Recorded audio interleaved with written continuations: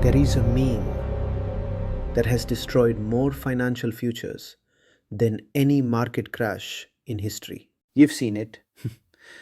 It's the cartoon of the old man on his deathbed, surrounded by gold bars, hooked up to a ventilator. The caption usually says, "Why save for a future you might not see? Live for today." It's funny. It made me laugh, but it also made me think. Because this is the number one reason people don't invest. We tell ourselves a story. We say, why should I sacrifice my latte today? Why should I skip that vacation? Why should I save half my salary just to enjoy it when my knees don't work and my back hurts? We think financial freedom is about hoarding money until you die. It's a seductive idea, isn't it? It makes you feel good about buying that car you can't afford. It makes you feel justified in spending your paycheck on Friday night because, hey, you don't want to be the richest guy in the graveyard, right? But today, I'm going to show you why that cartoon is a lie. I'm going to tell you the story of a man who cracked the code. He didn't suffer. He didn't eat ramen noodles for 40 years.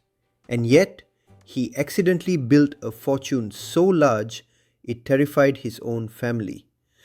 This isn't a story about saving, it's a story about the infinite money glitch. And once you see it, you can never unsee it. Meet Leo. Leo is sitting in that traffic right now. He's 30, he makes good money, but he feels broke. Why? Because the world is designed to drain him. Inflation is the invisible thief in his pocket. Leo has two choices. Choice A, the normal path. Upgrade the lifestyle. Bigger apartment, newer car, zero investments. Choice B, the ghost path. Leo chooses the ghost path. He decides to become invisible. He drives a Camry while his peers drive BMWs. He lives in a neighborhood that's okay, not trendy. And he takes $2,000 every month and he feeds it into a machine. Now here is the viral secret. Leo doesn't just put in $2,000. He uses a step-up trigger. Every year, he feeds the machine 7% more. It's painless. It's the cost of a few dinners. But this tiny 7% creates a mathematical explosion. Let's skip ahead. Leo is 45. A global crisis hits. Maybe it's a pandemic. Maybe it's AI taking jobs. The market tanks by 40%.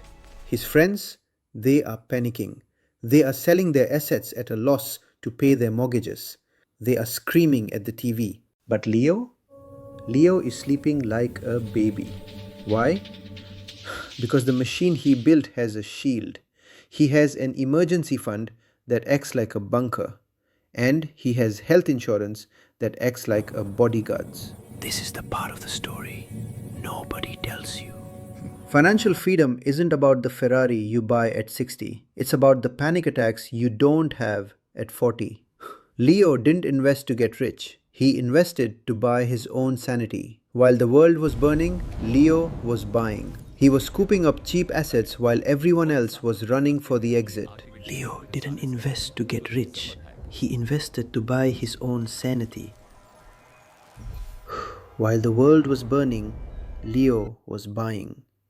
He was scooping up cheap assets while everyone else was running for the exit. Leo turns 60. He opens his laptop. The machine has finished its job. The number on the screen? $4.5 million. Now the skeptics will say, "Great Leo, you're old, now what?" Here is where the magic happens. Leo activates the SWP Protocol, Systematic Withdrawal Plan. He turns his investment portfolio into a customized ATM. He sets it to pay him $15,000 a month, every month, like clockwork. He travels first class. He treats his family. He donates to charity. He lives better than he ever did when he was working. But here is the glitch, the matrix moment. Because his money is still invested in the world's biggest companies, it is still growing.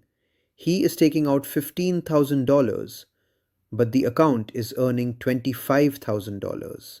He literally cannot spend the money fast enough. Leo dies at 100. He spent 40 years retired. He spent millions of dollars on himself. His family opens his account, expecting it to be zero. They expect to find dust. Instead, they find $20 million. The room spins. How? Because Leo beat the system. He let time do the heavy lifting. That $2,000 he sacrificed when he was 30, it didn't just buy his retirement. It bought his grandchildren's freedom. It bought his great-grandchildren's education. So let's look at that tombstone again. The richest guy in the graveyard. Is that an insult? Or is that the ultimate victory? Because the alternative isn't living for today. The alternative is being 75 years old, greeting customers at a supermarket because you can't afford to stop working. The alternative is being a burden to your children. You have a choice today. You can keep laughing at the memes. You can keep saying YOLO.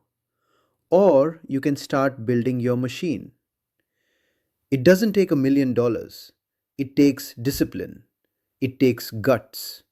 And it takes starting before you feel ready. Thanks for watching.